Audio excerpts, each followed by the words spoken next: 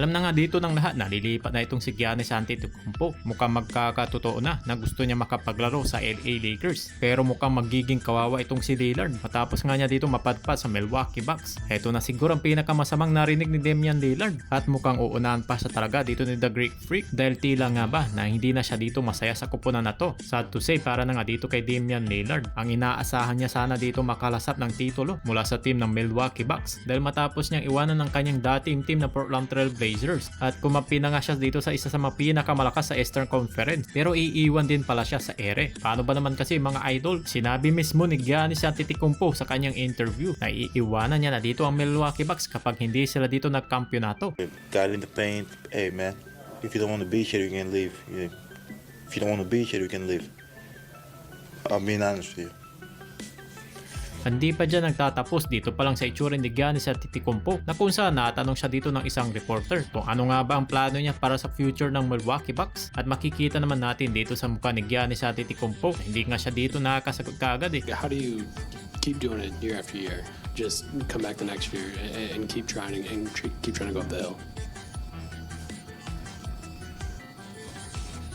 But like, you know,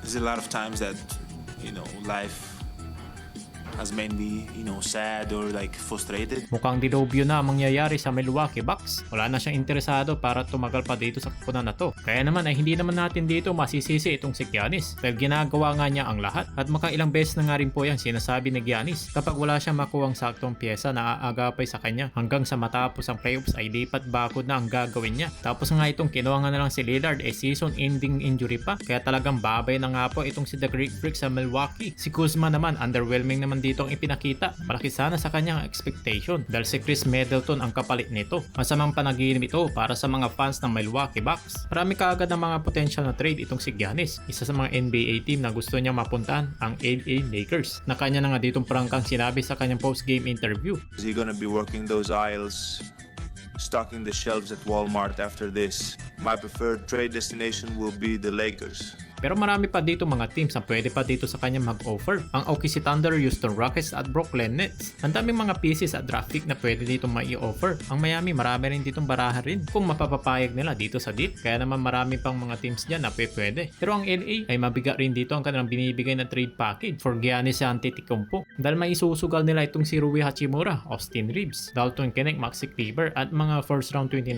picks and 2031 first round picks. Ganyang kabigat para maitaya itong si Giannis Antetokounmpo. Ang tanong kaya kung saan team na trade package na mapapayag nila itong Milwaukee Bucks. Kung bibitawan nila itong si Giannis ay mag-i-start na rin sila dito ng rebuilding nila. Kaya naman dapat ay best talaga makuha nila ditong deal. But we will see kung mapipis pa ba nila itong start player nila para mag-stay pa nga dito sa kanilang team. At alam naman natin na mabigat na kalibre nga itong si Giannis Antetokounmpo. Yan ang aabangan natin for the next season. Ikaw naman dito idol, saan mo ba siya team na gustong mapunta?